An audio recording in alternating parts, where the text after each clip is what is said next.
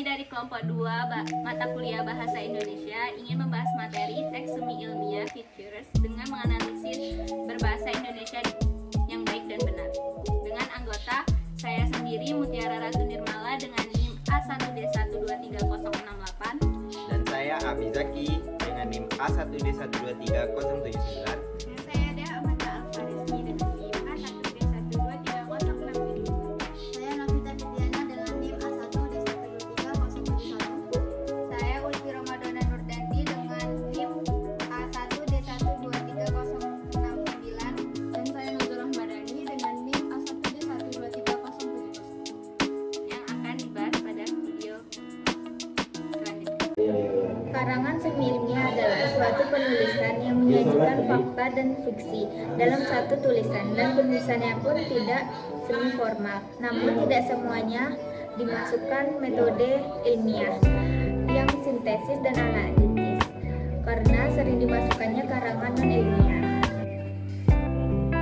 Adapun ciri-ciri karangan ilmiah atau karangan populer diantaranya yaitu ditulis berdasarkan fakta pribadi, fakta yang disimpulkan subjektif, bahasa formal, sederhana, dan populer, tidak memuat hipotesis.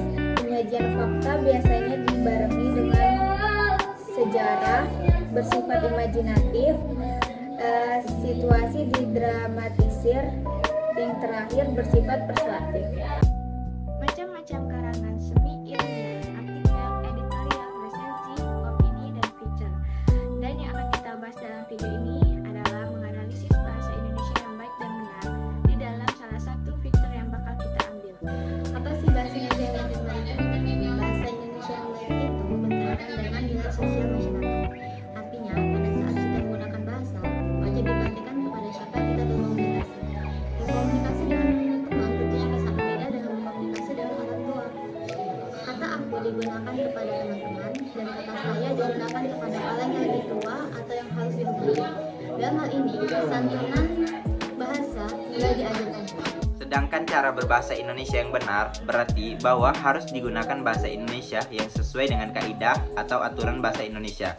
Kaidah bahasa Indonesia meliputi kaidah tata bahasa, kaidah ejaan, dan kaidah pembentukan istilah.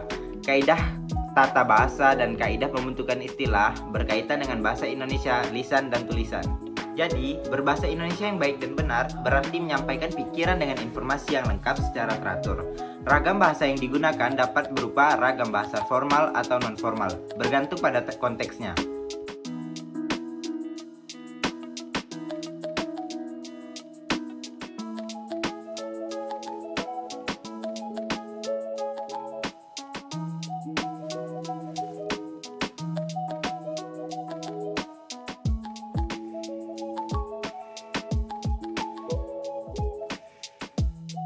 Dari kutipan di atas terdapat beberapa kesalahan dalam berbahasa Indonesia yang benar.